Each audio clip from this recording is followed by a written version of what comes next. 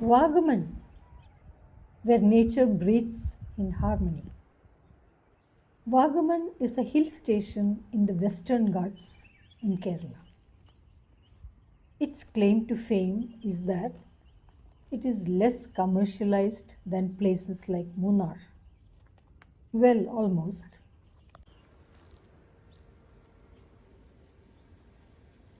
Vagamon is our holiday destination in December 25. To reach there, we discovered one needs to negotiate some long winding roads in order to get away from the touristy town of Vagamon. Once we reached Tyford Estate bungalow, a homestay nestled within tea plantations, we tended to agree that Vagamon is indeed the Scotland of Kerala, as it is often called.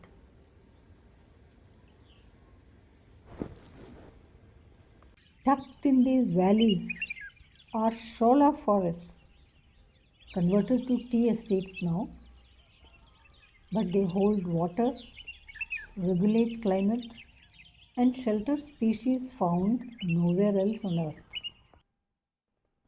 Here, the call of a bird echoes like a secret, and every leaf carries the memory of rain.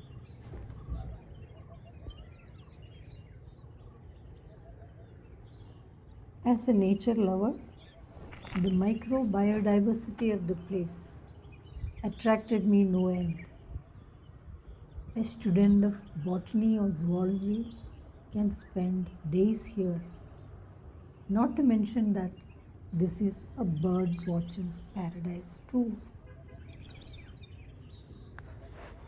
Mist, wind, silence, and an all pervading sense of serenity and religious tolerance.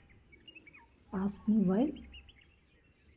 The surrounding hills have temples, churches, mosques, and celebrations of festivals taking place in a secular fashion. Tangalpara, Kurishumala, and Muruganmala, each sacred to a different faith.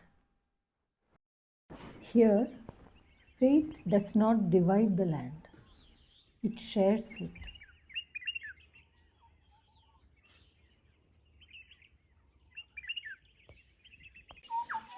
Just as the forest shares space with grasslands and wildlife moves without boundaries, people too find peace beyond differences.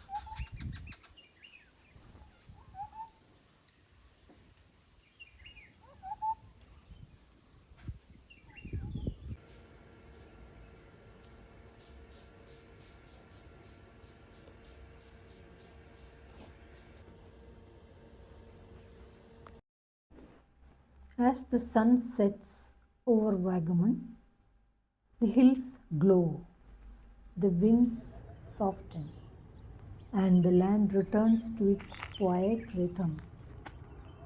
A reminder that coexistence is not an idea, it's a way of life. In Vagamon, biodiversity is not just about species, it is about balance between forest and meadows, between wildlife and people, between belief and belonging. This is Vagamon, where nature does not just survive, it lives in harmony.